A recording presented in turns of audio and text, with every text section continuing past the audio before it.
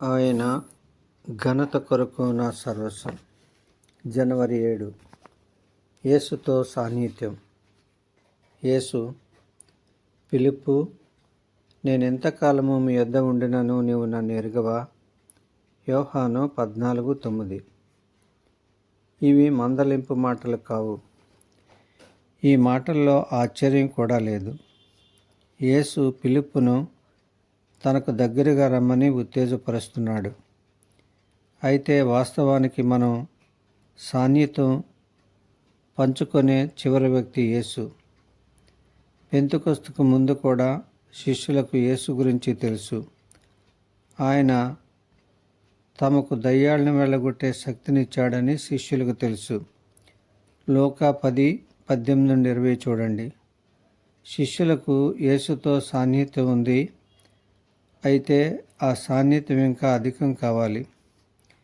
ఇక మిమ్మును స్నేహితులని పిలుచుచున్నాను, యోహాను 15:15 అని యేసు తన శిష్యులతో చెప్పాడు.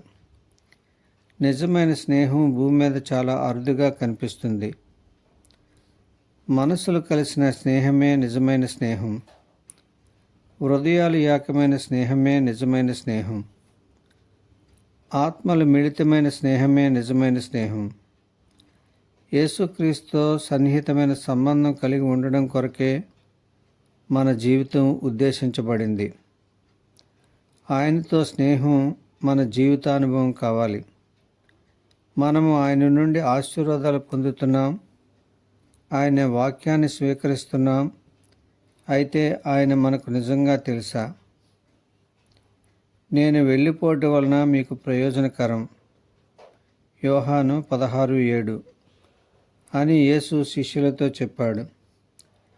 యేసు వెళ్ళిపోవడం మూలంగా వారికి ఆయనతో ఉన్న సాన్నిహిత్యం ఇంకా బలపడుతుంది. మనమందరము యేసుతో సాన్నిహిత్యం కలిగి ఉండాలని ఆయన కోరుకుంటున్నాడు. ఇది ఆయనకు సంతోషాన్ని ఇస్తుంది. మనం యేసుక్రీస్తుతో సాన్నిహిత్యం కలిగి ఉన్నప్పుడు ఫలవంతమైన జీవితాన్ని కలిగి ఉంటామని పరిశుద్ధ లేఖనాల్లో చూస్తాం. వాస్తవానికి సాన్నిహిత్యానికి దృశ్యమాన ఫలితమే ఫలించడం. యోహాను 15:1-4 చూడండి.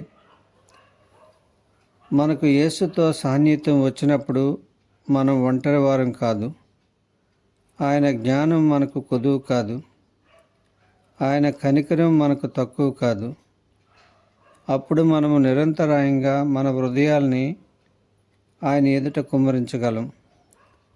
అప్పుడు మనలో భావావేశాలకు తావుండదు. మన మీద మనమే జాలిపడే సందర్భాలుండవు. యేసుతో నిజమైన సాన్నిహిత్యం ఉన్న క్రైస్తవుడు ఎప్పుడూ తన పట్ల శ్రద్ధ చూపించుకోడు.